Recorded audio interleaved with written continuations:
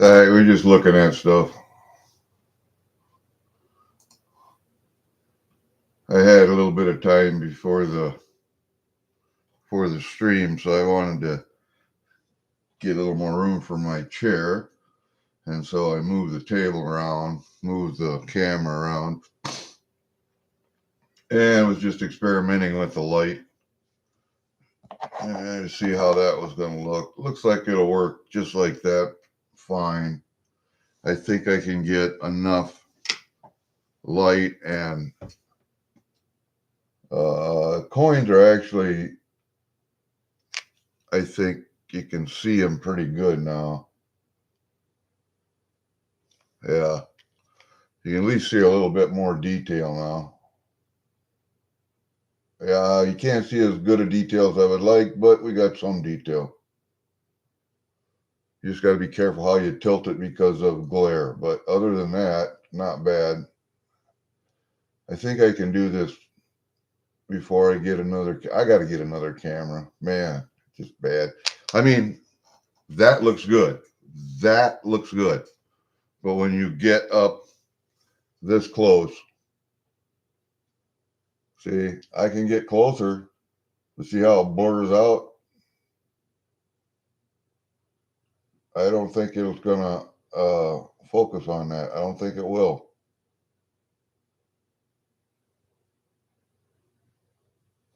I mean, I could try and blur out the whole screen and see if that'll work, but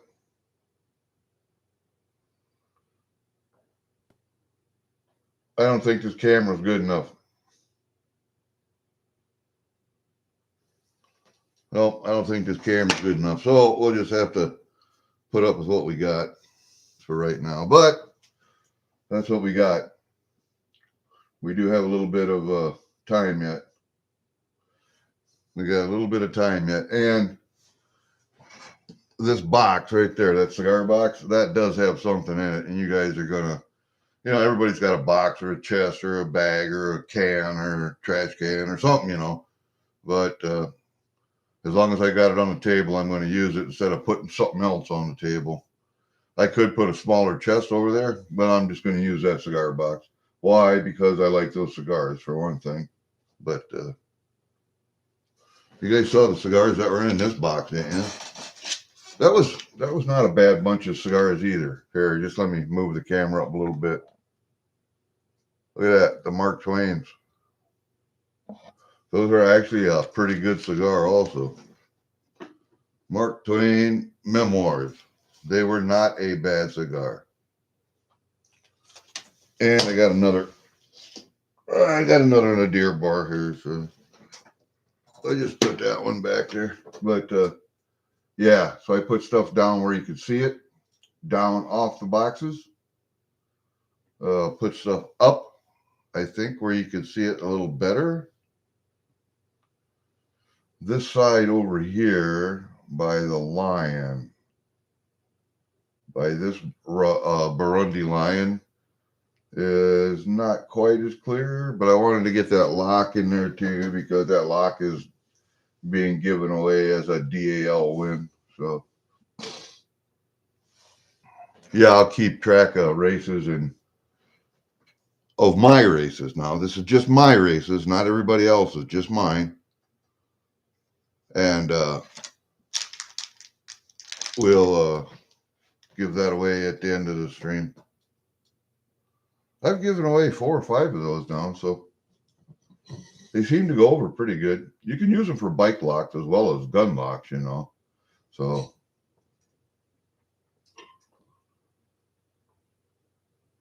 it really is not a collection. This is more or less just the stuff that I race with. The stuff that I stack, I don't even You don't even see that stuff. So the stuff I collect is my Canadian stuff, and I would need about 5 tables about this size to lay that all out for you. But I'll try one of these days, maybe bring that in. Your truck's back there, yeah. I just gave away a Ruger cable lock. I gave away a Wounded Warrior. I think I've given away 2 Rugers. A Wounded Warrior one.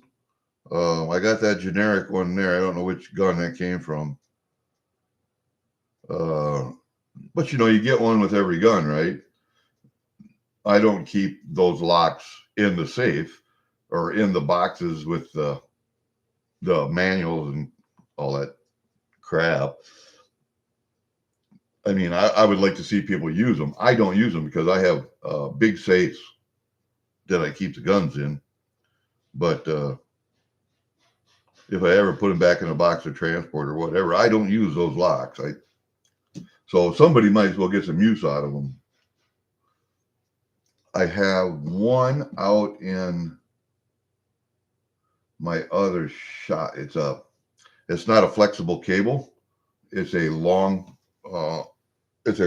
necked one, but it's straight steel. It's not a cable. So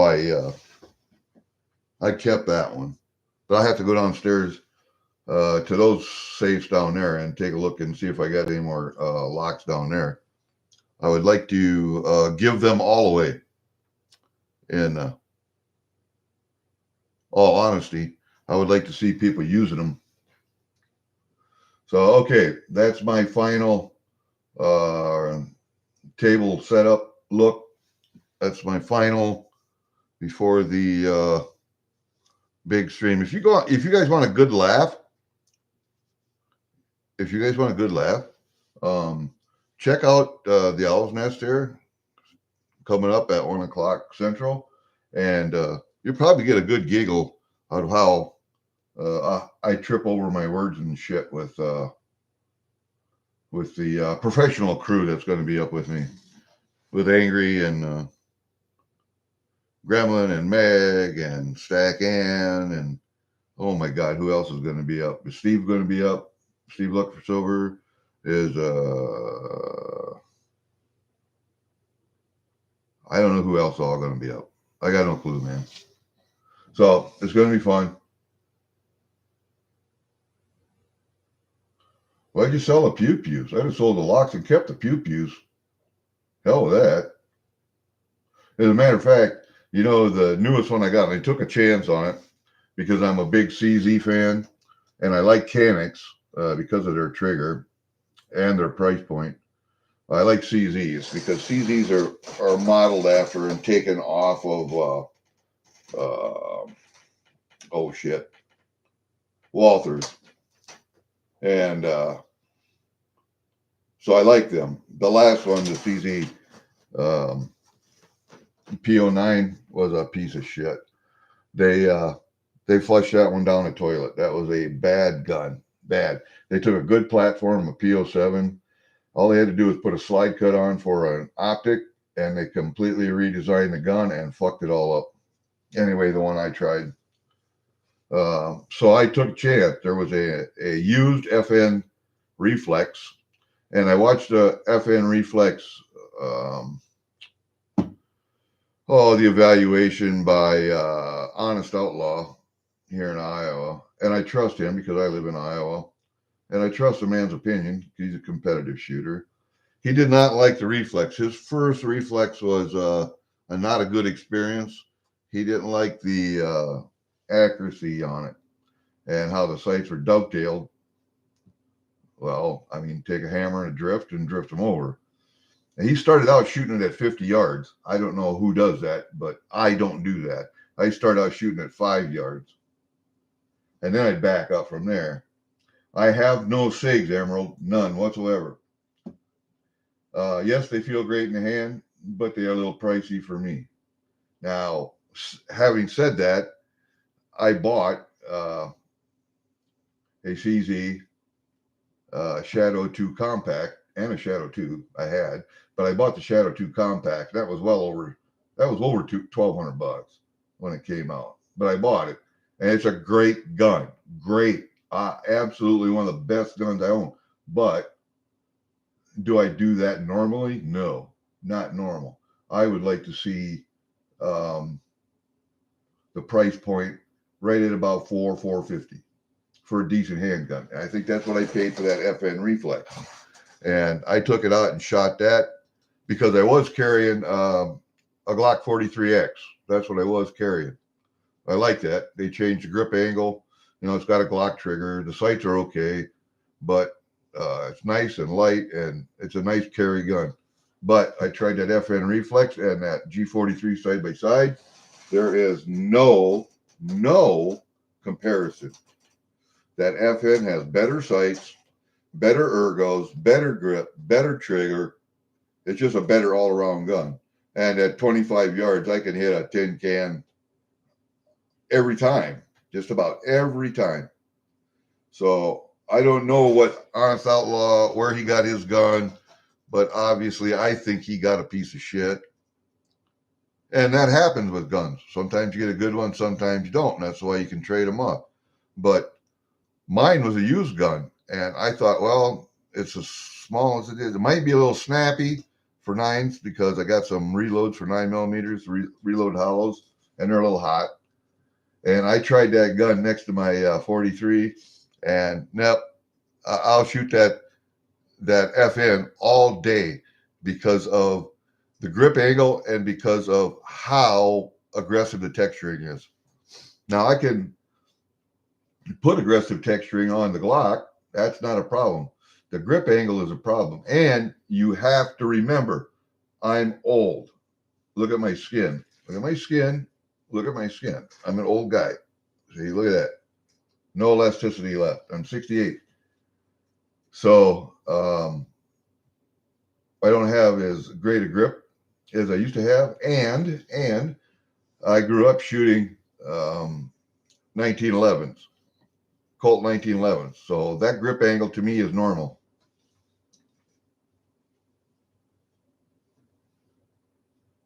I don't know. You know, if you're thinking about a handgun, you go to the gun shop, you try it in your hand. Look at that texturing and how you grip the gun. That texturing should go all the way up to the slide. I'm serious. Underneath your thumb, everywhere. And most guns do not go that high. They'll go up to this point, right where your fingers are at. I want texturing all the way up here. So, yeah, you're only 3 years younger than me. I'll turn 69 this year in July. And yeah, I decided this year I'm not going to send my reserve parachute down to Texas to get it inspected and repacked. For the money it cost me to send it down there, have it inspected and repacked, and have it shipped back, I can get 4 skydives with rented gear up at the skydiving facility that I go to. And yes, I make 3. I made 3 last year, made 5 the year before. A year before that, I made 10 or 12. This year, I don't know, maybe 3, 4 more. I want to keep jumping out of airplanes until I'm 70. So it'll be another year, year and a half. And then I might be done with that. But so I'm going to put my rig up for sale. Nobody's going to want it because it's more than 20 years old, manufacturing date wise. But it does have a new, I think it's only 2 years old, AAD on it. So that might sell, that might be a selling point.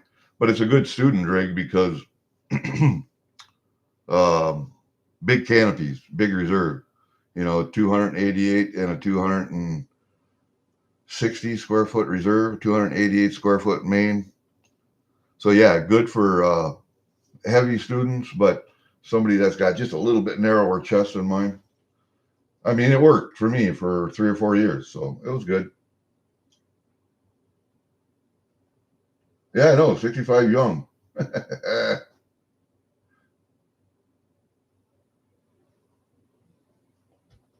A few. I sold my original rig Oh, it wasn't my original, but it was my second or third rig. I've sold them all so far. I think I could sell this one. My wife kept her rig. It's downstairs. I don't know why, but now she can't sell it. So nobody wants it because it's over 20 years old. So uh, because of the stupid um, liability insurance and rules and regulations, they're fine rigs. I mean, perfectly serviceable, but you won't even find riggers that'll work on them anything over 20 years.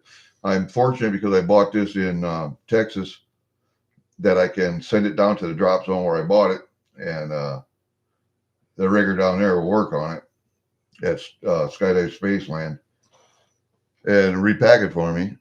But my rigger up at the drop zone that I go to up in Wisconsin, he won't even touch it because it's more than 20 years old, which is bullshit. But that's the way everything has evolved in this country and this society. Is everything is so litigious that everyone is so careful. Just too careful, man.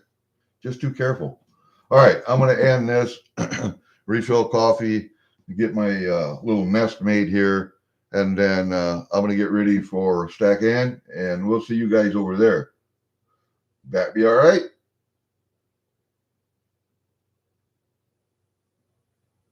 I won't touch coin. I won't touch cars. You mean cars more than 20 years old?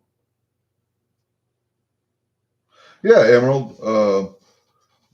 The old Alice Ruck that I started with, it's great for carrying weight because it's got a rigid frame outside. But I do like the newer rucks that we got in SF. It had a semi-rigid frame in the pack, but it would bend to your back. I liked it, and it carried weight a lot higher and closer to your back.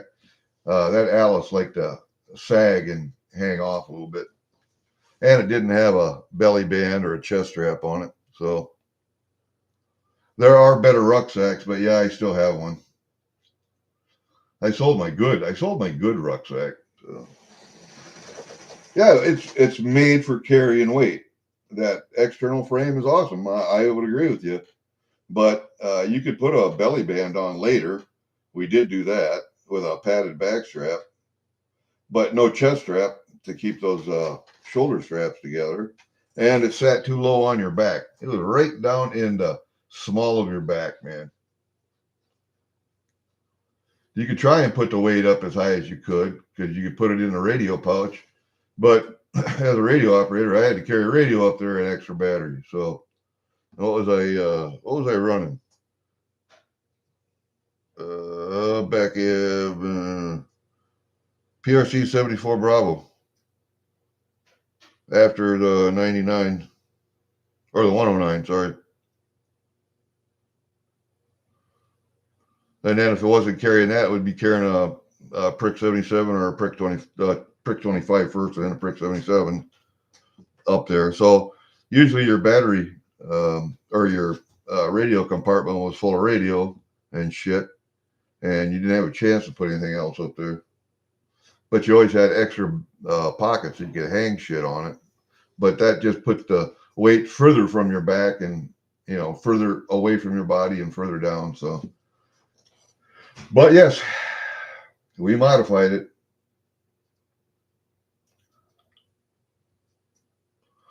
Well, I went from radio operator to demo.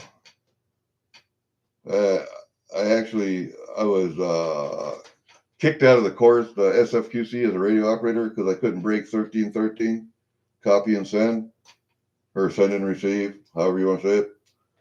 I couldn't break 1313. I couldn't make it to the next level of 15. And they kicked us out of the course. They wouldn't retread us. Colonel Mize, bless his heart, Medal of Honor winner, he was commandant of the school at the time. There were 4 of us.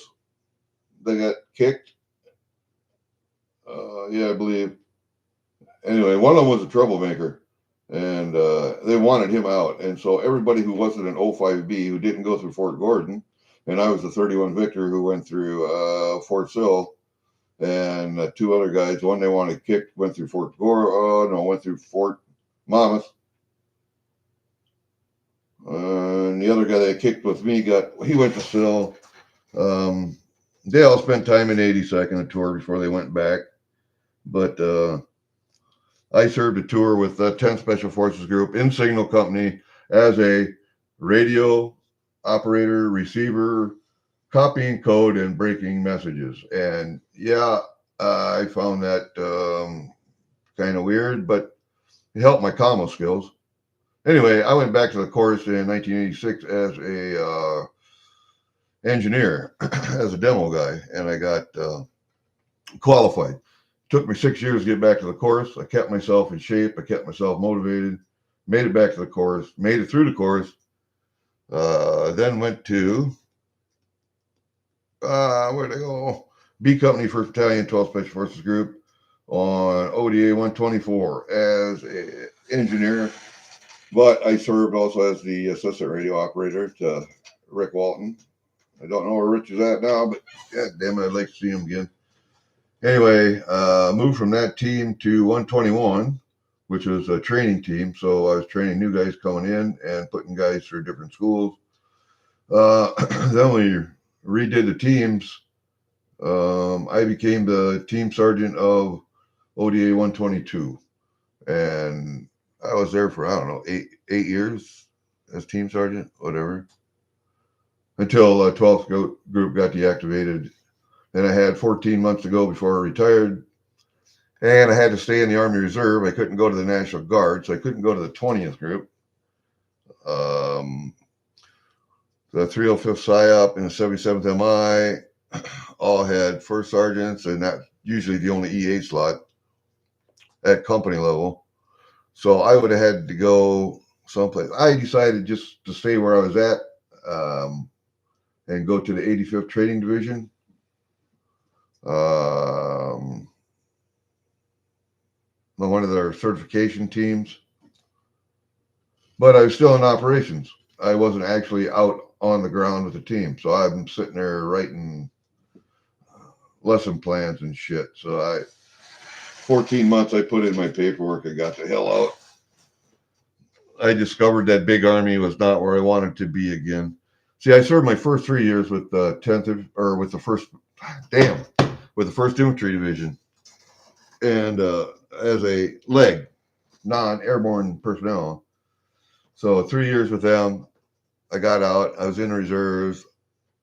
Spent a couple years or a year and a half with the Ready Reserve, and then another 6 months with the 825th Supply Company at Lower Minnesota. And when my boss went out of business, I just re-enlisted for the 10th Special Forces Group. And then I just stayed in Special Forces until the end, the last 14 months. And then I got the hell out with 20 years and some change. I could see back then, even early 90s, because I retired in 95, late 80s, early 90s, it was starting to become woke. Starting to become a place where I didn't want to be. Officers were becoming politicians and pieces of shit. When I first went in, we had the leftovers from Vietnam in 75. And then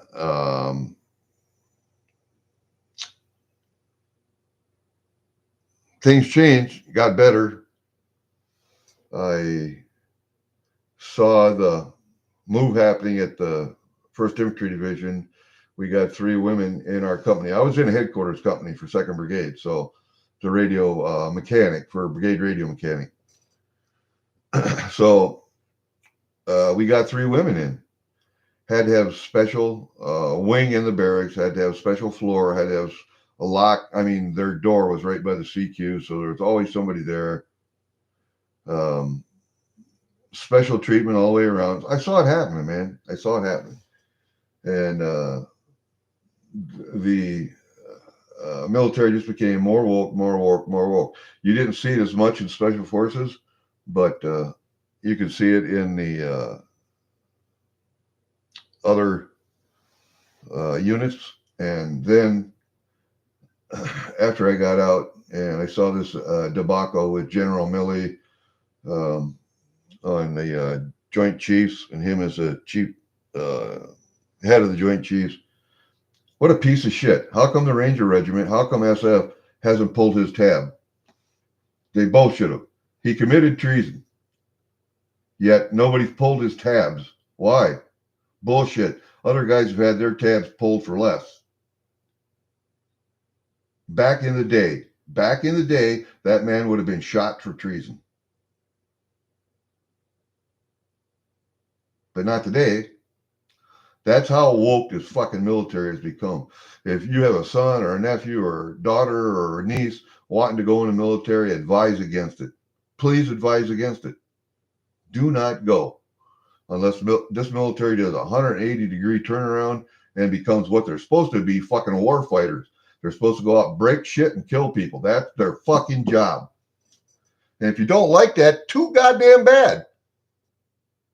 But advise them not to go in the military until shit turns around. Unless they absolutely have nothing else that they can possibly do. I would also advise not going to college and getting some stupid ass fucking degree. Go to a tech school and learn to work with your hands. Learn skills that are going to make you a living for the next 50, 60 years.